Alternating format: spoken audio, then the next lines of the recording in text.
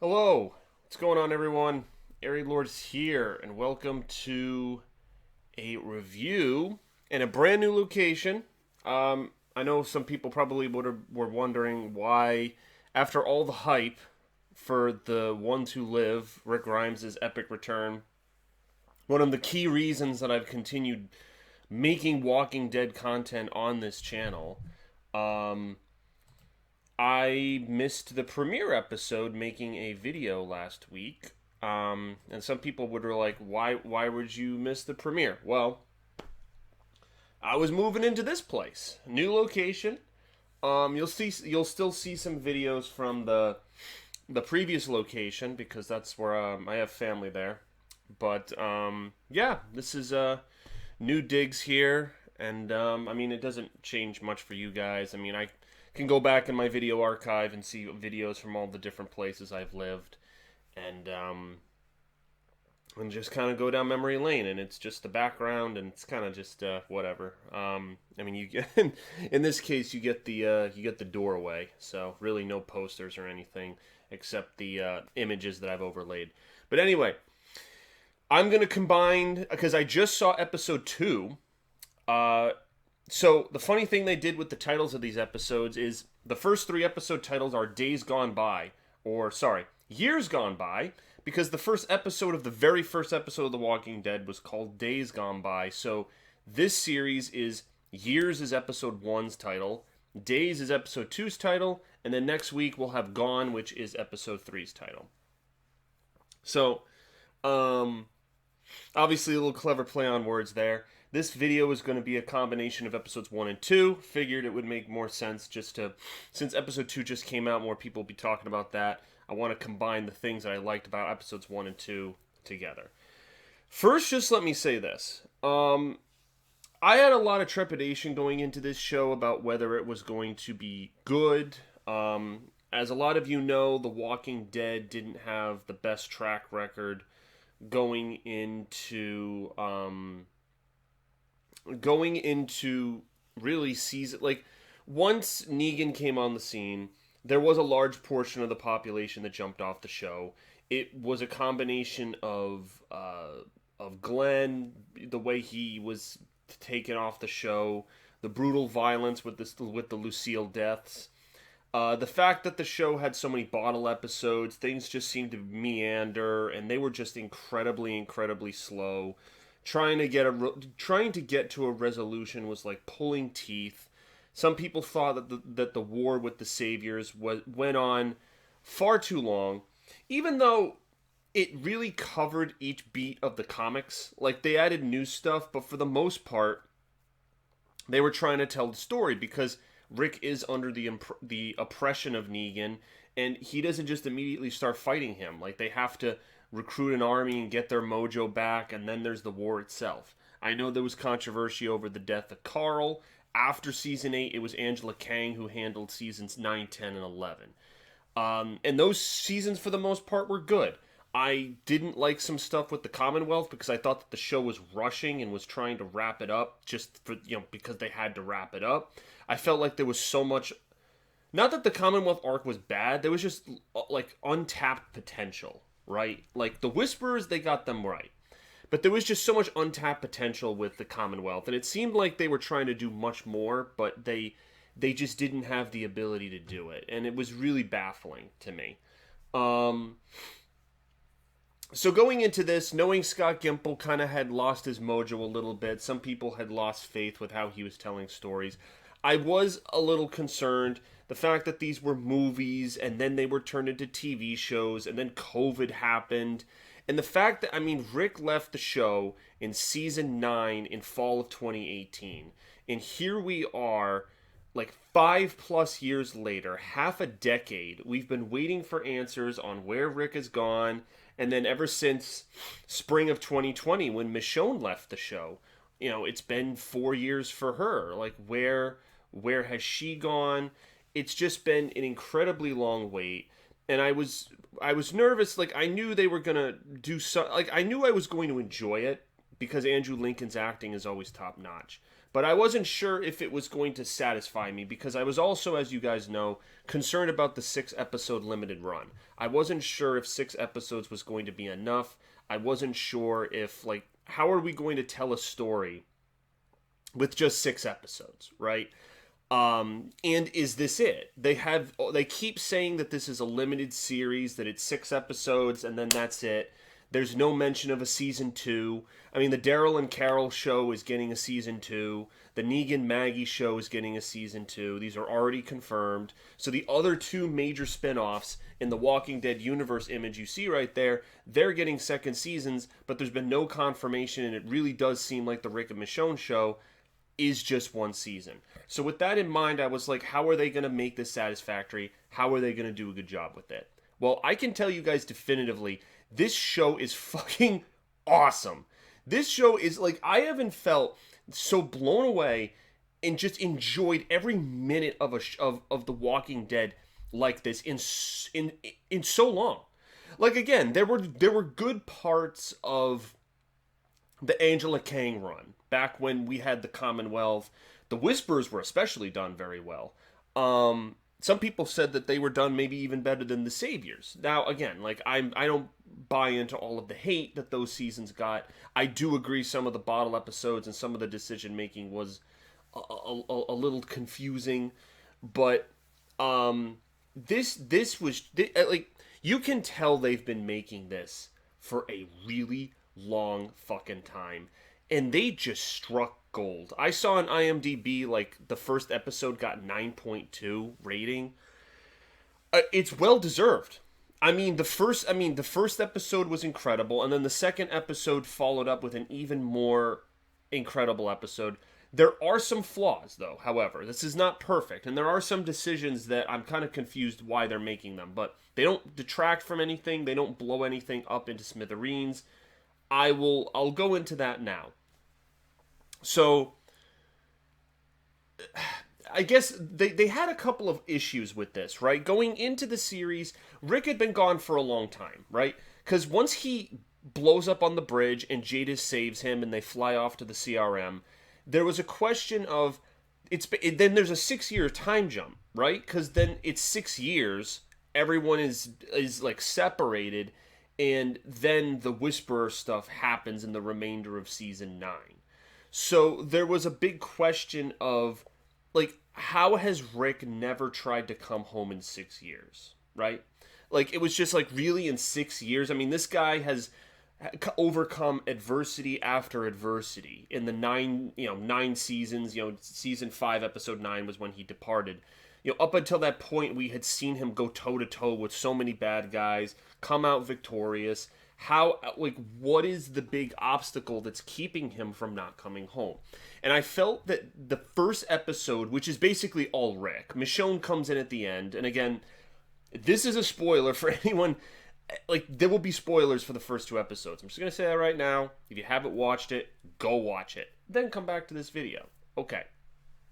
Resuming, they do a great job at showing the struggle of Rick, and, like, there's a lot of the theme of belief and hope and fear, and like how long can you cling on to hope, I guess, is a great thing they tackle here, because they always coined this, like, all the promos were saying, it's a love story. There's a love story between Rick and Michonne, and I'm like, okay, yes, like, we've seen their romance before in The Walking Dead, like, went back, from the, that episode in season 6 when they hooked up, and then they were together, from there on out.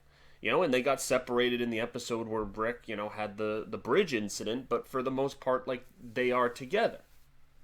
And I guess it's so going back to the theme, like, Rick's, the episode starts, episode 1, it starts with Rick, like, contemplating suicide, and it's chilling, because at the end of the episode, there's actually, like, and I think more shows are doing this, like, if they touch on this subject, there's, like, a black screen that says, like, warning, like, if you're considering, like, hurting yourself, like, here's the hotline, like, because this shit gets dark, man. Like, first of all, another big spoiler, but they finally did the comic book arc where, or not arc, I guess they touched on the piece of the comic book where Rick loses his hand. And I remember seeing an interview with Andrew Lincoln back in season 3, because in the comics, if you guys don't know, in the comic book, it's the governor actually that chops off Rick's hand. And Robert Kirkman admitted that he was kind of he didn't like the decision as much because listen, like you're crippling your main character, right? And it's almost like how seriously can you take, like, I know he's badass, but how seriously can you take a one-handed guy? Also, like in the comics, it's his right hand that gets severed. In the show, and I guess it's nice because they always do change things up, right? In the show, it's his left hand, but it's Rick's own doing. Obviously, the governor's been dead for years, so he's not going to come up from the grave and sever Rick's hand. So it's like, okay, well, Rick does it because in the opening scene, the CRM has him on a leash, and they have the leash around like a handcuff around his hand, so he severs his hand, and then like which is just, it's so brutal. Oh my god, like I'll tell you guys, I don't think, unless I was like, about to die, like I don't know if I'd ever willingly sever a body part. That's just like a type of mentality that I don't even know how you get to that point. But Andrew Lincoln's acting sold it. I saw some people saying like it was all for nothing because right after he does it, the CRM soldiers tase him, and then he just gets captured, and then he doesn't have a hand. It's like, oh, like, like, I don't know. I like that they went for it, and Andrew Lincoln said he fought for it because I guess originally Scott Gimple wasn't going to do it, but Andrew Lincoln's like, come on, this is my last chance to do what I wanted to do in the original show. And I remembered this and actually I didn't even need to see the interview, and I knew it was Andrew Lincoln because in the original show he wanted it to happen and they said no. So when it happened here, I'm like, okay, like he got his wish. It's probably in his claws or something. Like Andrew Lincoln gets a couple freebies, for being Rick all these years and actually coming back and finishing his story. So yeah, I'm okay with him losing the hand, but I kind of wish that it was done a little bit better. Now, like the scene itself was fine, but I wish there was more like payoff, right? Like maybe him doing that like saves some other prisoners, or like there's some other greater ramification that happens as a result, and there's some victory, right? Because I just kind of feel like it was all for nothing. Like he does it and then immediately gets tased, and it's like, well, that was a waste, and you just fucking lost a limb. So I don't know. I guess that would be my only gripe with it. But it just, the episode just does a great job of putting you almost in Rick's shoes. Like, this is a place you can not escape. They make this place like Fort Knox. They make it almost like a concentration camp of Nazi Germany. The gulags of Russia. Like, name the toughest prisons in the world to ever break out of. They make this place just and it helps sell the theme that Rick hasn't been around in the show for years, and he's been MIA for years. How is that possible? They show you the fact that the CRM just does not. They want to protect. It's in Philadelphia, we find out. And we also find out the origins, how I guess it was like a platoon of National Guards that like ignored the orders of the government to napalm areas. The character Okafor talks about this, how he was supposed to napalm Philly, he didn't do it, he turned against his own soldiers, and then like those groups started to grow. So it's not necessarily the government, I guess it's remnants of like the military, in this case National Guard, so it's like some military National Guards together. They also explain the A and B, which finally does make sense. In the sense that A's are people who are leaders, and B's are people who are like weak, frightened, and easily manipulated. So that now, if you guys remember, and I don't know how many of you watch World Beyond, but in the episode of World Beyond where Jadis is, I forget her fucking name. It was one. It was that I hated the way like she always breathed when she acted, when she was saying something. She's like, yeah, yeah, yeah. Like I forget. It was the girl in World Beyond who dies in the second season. She has the fight scene with Jadis. Jadis reveals that Rick was an A, but she lied and said that he was a B, and that makes sense. She knows that Rick is a super strong leader, but in order to save his life and give him some hope in the either the military or as a civilian, she said he was a B. And I always had it in my head that it had to do with the zombie experimentation, because World Beyond focuses a lot on that. And they haven't gone into that yet. I'm wondering, like, if that's going to be touched on, because right now they're just focusing on, like, the military and the city, the CR, the Civic Republic itself that they defend. Because they're basically like, I'm trying to think, like, it's basically like, what is an example from literature? I know there's an example from, like, literature or another movie, but it's basically like nobody gets in or out. Like, once you're in, you are in forever. And I remembered a conversation back in season 9 of the original Walking Dead when Father Gabriel follows Jadis to the junkyard, and Jadis says to Jadis wanted to bring Gabriel there. It's funny, like, thinking of there were other characters, like, you remember Negan in season 8 was tied up. She was going to bring him to the Civic Republic. Imagine that. Oh my god, Negan in the CR, that'd be fucking crazy. I mean, there have been rumors that all these shows or all the spin-offs are gonna combine or some shit. So there's still hope that could happen. But yeah, I mean, she was gonna, like, she was talking about the A and B thing with Gabriel. And she mentions that, like, it's a place that's far away, but if we go there, we can't come back. Like, there's just, it's a one-way ticket. You can never come back.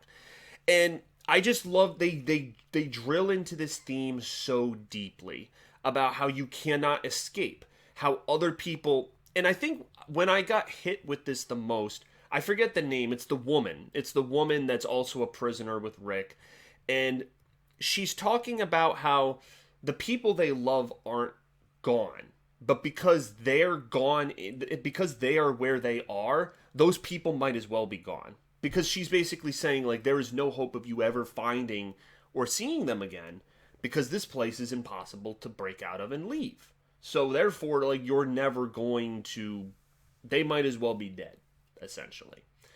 So that hit, when I heard that speech, hit the nail over the head. And in an hour-long episode for episode 1, it did such a good job of, like, it jumped around in time a lot, but it never felt like I was, like, missing content. Like, oh, shit, I wish they had gone more into this, or I wish I had gone, like, it was balanced. Like, the storytelling was just done so well where it was balanced, where you could understand, like, you know, you have a couple of scenes of Rick, you know, playing Walker cleanup, him trying to escape, you know, him fucking contemplating suicide, like, they combining all of these different elements, and then to the point, you know, then, you know, Okafor wants to turn them into soldiers, and Rick's like, okay, maybe being a soldier is one way I can get out of this. Like, the way they layered and stacked the different times, like, the different points in time on the timeline. Like, they jump here, and they jump here, then jump here, then jump here, then jump back here, but it never felt like it was a mess. It was all over the place. Like, I could follow it. I could follow the logic. I could follow what they were doing, and it was really well done. And so I think that's, like, one big thing I have to applaud it for. I really do. Because I was convinced that they were going to have a problem. I was like, 6 episodes. How the frig are they going to tell a satisfying story with the biggest group they've ever faced? Rick's disappear. Like, you had some major ass plot points to fucking cover, and they accomplished, like, something I just didn't. And now it's like you have all this runway for more story because you still have episodes 3, 4, 5, 6, and you've accomplished so much. I mean, biggest spoiler of the whole fucking episode here, but at the very end of the episode, Rick and Michonne unite. At the end of the first episode, they unite. Like, I saw that, I was like, what? They've already united?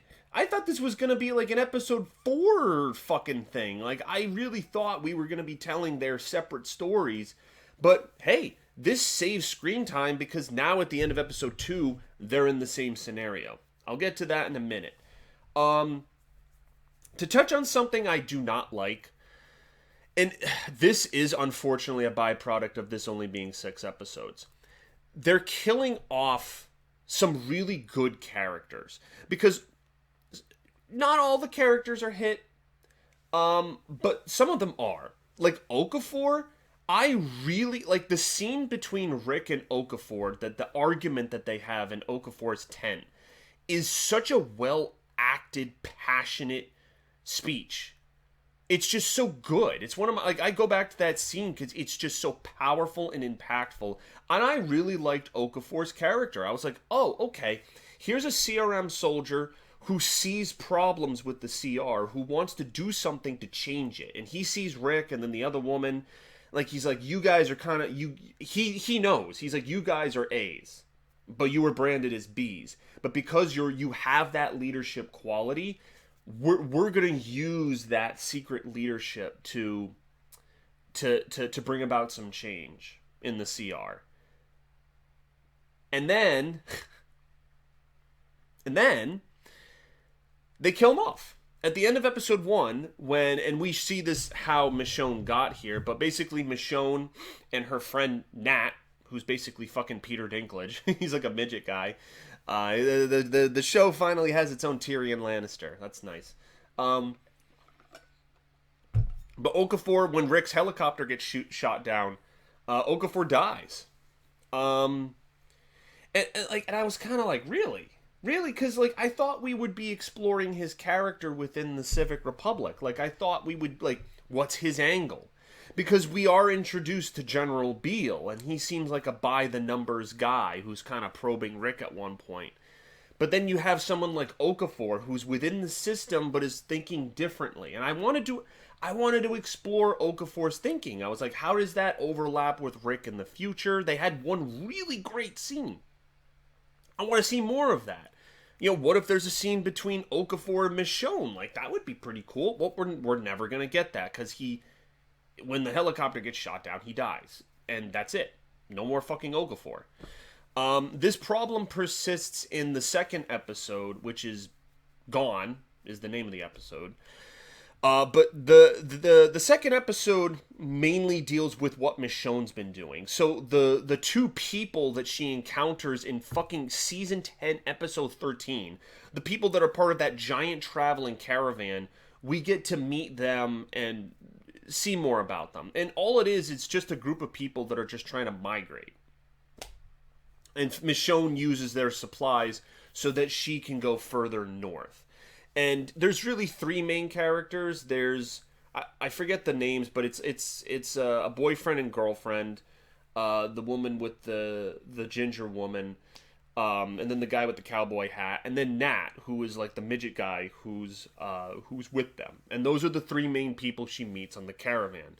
Now, 2 of them, the boyfriend and the girlfriend, get axed, and I could see it coming. Because when they're at the campfire, Michonne is like, because she finds out that the woman's pregnant. And she's like, you need to, like, go back to the caravan and stop following me into, like, deeper and deeper on this journey. Because you're going to, like, she basically gives her a warning. And then the woman's like, nah, we're going to see it through to you. And blah. Like, they want to, like, come along for the journey with her. And I almost knew right then and there. I'm like, they're going to kill her off. And then, sure enough, there's a scene where the fucking CR drops mustard gas, like a World War I tactic, like just mustard. Like, I'm like, how the fuck do they have mustard gas? But anyway, they drop the mustard gas and just like kill like a whole bunch of people from the people that came with Michonne or were in that like mini caravan group. It's not the whole caravan because the main group diverted. But yeah, it's brutal. Like, and you see the process of, Michonne and Nat actually like stay in this like mattress store trying to get better over the course of days because it makes their lungs acidic, hard to breathe, it hurts to breathe. Like the way they did the effects on their face, like it looked nasty. I was like, oh, this is. I was like, it was terrible. Like the woman who's pregnant's foaming at the mouth. And then sure enough, she dies. And I'm like, man, I was like, what's one way for Michonne? Because what they needed to do, and they said this in the post credits, like they needed Michonne to hate the Civic Republic right off the bat. And what better way than to have them fucking kill a pregnant woman? I mean, that's like the easiest way for you to... that's the easiest way to inspire people to fucking hate a character or a group. So then... we sync up to the scene where Michonne and Rick meet each other, but we see how she took down the helicopter. And I gotta say, like, some inventive ideas here. Like, Nat has, like, the backpack, like, rocket launcher. Like, he talks about, like, some of his backstory with, like, explosives and stuff. Like, his original dad didn't want him, and so he had this hobby. Kind of has these survivalist tactics. It's almost like a fucking, like, rocket launcher, like an arm cannon. Shoots this helicopter down. And then he sees their reunion and then gets shot by a CRM soldier that somehow didn't die. Now, I guess this is one of the soldiers that didn't get their throats cut by Michonne's katana. Maybe they were just blown up by the rocket and they were still like, they were in Last Stand from Call of Duty Modern Warfare, if anyone plays that. They were in Last Stand mode and then they bled out. So, but then they kill Nat off. They kill him off. And I was actually, like, of the three characters that were introduced in Michonne's caravan, I was actually really liking Nat's character. Like, he was kind of quippy, but he was also saying some very impactful things. Like, and Michonne's like, go back to Alexandria. Like, you have, there's a life there. And he's like, no, like, I have no one. Like, he was with those two people, and his purpose is being with her. And it's kind of nice, I guess, if there is some resolution to his character because his rocket techniques and his tactician stuff was able to shoot down the helicopter to reunite Rick and Michonne. So, he did move the plot forward in that regard. I'm not saying his character is a waste. He was used, like, how I was saying, like, Rick cutting off his hand was a waste? Nat's character was used better for furthering the plot, and his death was better suited than, I guess, Rick's hand. If we're going to say Rick's hand is a character. The character death of Rick's hand did not, like, it didn't have, like, it was part of his many escape attempts, but, Nat's was more impactful to the moment of reuniting Rick and Michonne and everything that comes after. But the main point I'm making here is that they, killing off Okafor and Nat, two characters, Okafor was a big character in Rick's part of the story, and Nat was a big character in Michonne's part of the story, and they're both dead. They're gone. And this is where the limited 6-episode thing comes in, because I'm like, I really wanted more screen time with these characters. I'm kind of bummed that they're good. Like, for the limited time that they have, like, they're giving these characters good backstory. They're giving them good dialogue, good motivations. They're setting everything up well.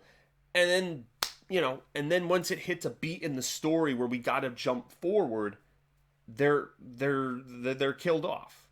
So I guess that would be my one criticism, that we're getting these cool characters in this show, but they're just getting, like, axed so fucking quickly.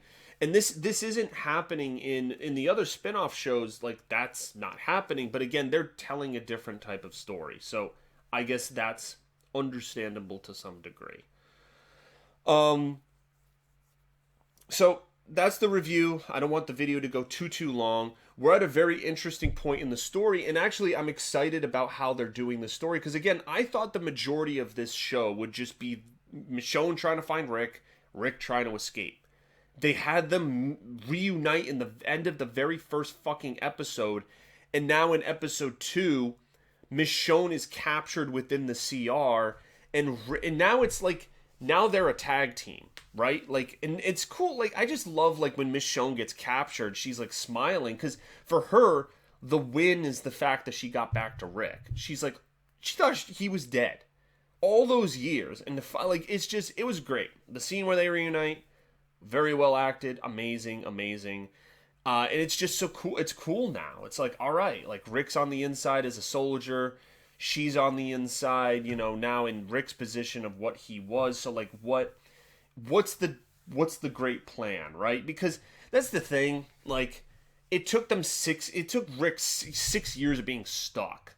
So like, I hope there's no like magic MacGuffin that just allows them to overcome the CR, because I don't know, maybe, well, we see Jadis at the end. I don't know, maybe if Jadis will have a change of heart and maybe can, give Rick and Michonne the edge. Who knows? I hope that whatever solution is logical, because, Michonne is not going to spend the 6 years that Rick did. So, like, what's different that can get them? But, maybe it's the fact that, right, they're both together. That's the whole theme of the show, that apart they couldn't do it. But now that they're together, they can combine their brain power and overcome.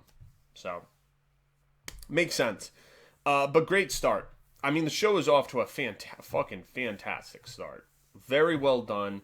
My expectations have been blown away. Like, I am now just eagerly waiting for these episodes to come out. Like, it's just good. It's just good. Like, I don't know what else to say other than this shit is just good. It's just rich. It's great storytelling. It's immersive. There's always inventive zombie stuff, like the gasoline zombie, and you've got some new weapons like the mustard gas. I mean, it's some of the highlights of what made the original, like back when the original show was knocking it out of the park, seasons 4, 5, 6. I mean, this is the stuff that made the ratings for the original show shoot up into the millions. I mean, this is it. They've recaptured it in a bottle, and maybe that's what this is. It's like one last hurrah. And now, again, there's all these rumors of like additional, like a show that's going to combine all of the spin-offs.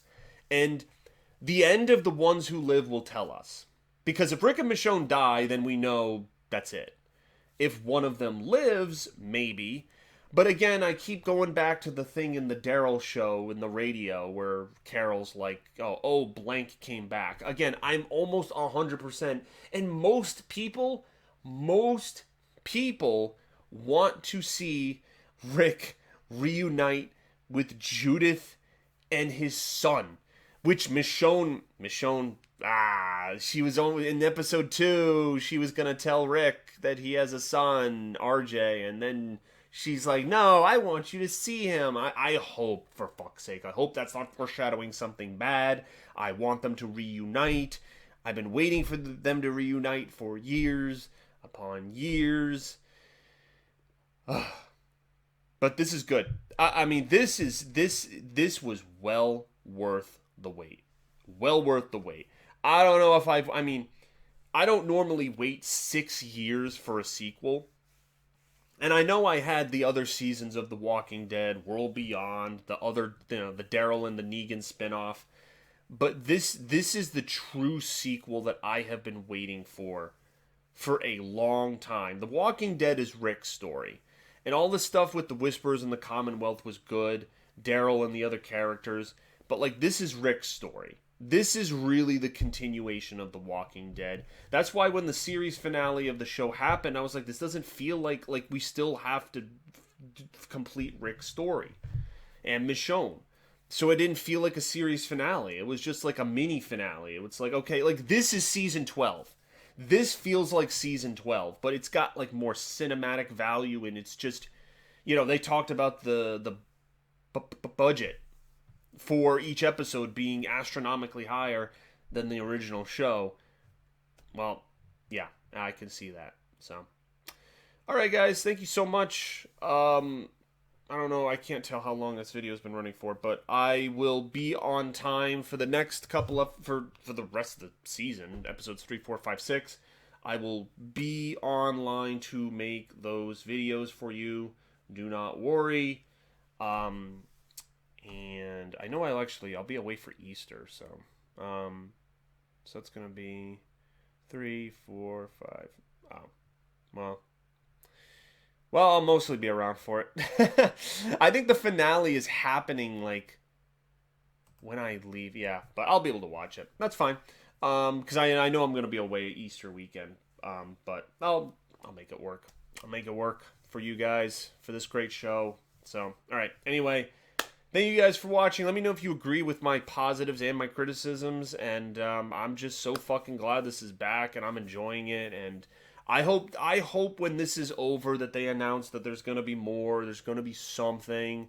I'm just gonna be sad. Like if I'm like this excited and then it ends and I'm gonna be like, now there's nothing left to look forward to. Like I know I have the additional season. Like the thing is, they're not gonna be as good. Like let's just say that. Let's just call a spade here. The Negan, Maggie, and Daryl Carol shows, they're not gonna hold a candle to what this is. This the ones who live. Like they're just not. They're just not. So I'll watch them just to gain the lore value for the storyline of just the show. And again, I'm hoping they announce something after. Like I'm hoping Gimple, once these 6 episodes are done, depending where the story leaves off, right? Depending the fate, like do Rick and Michonne survive?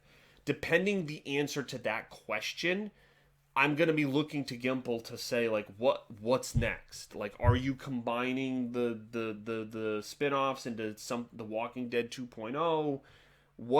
Come on? He's the creative master of the universe. What's the master plan? So anyway, thank you guys for watching. This has been great. Yeah, see you guys later for more content. Stay tuned.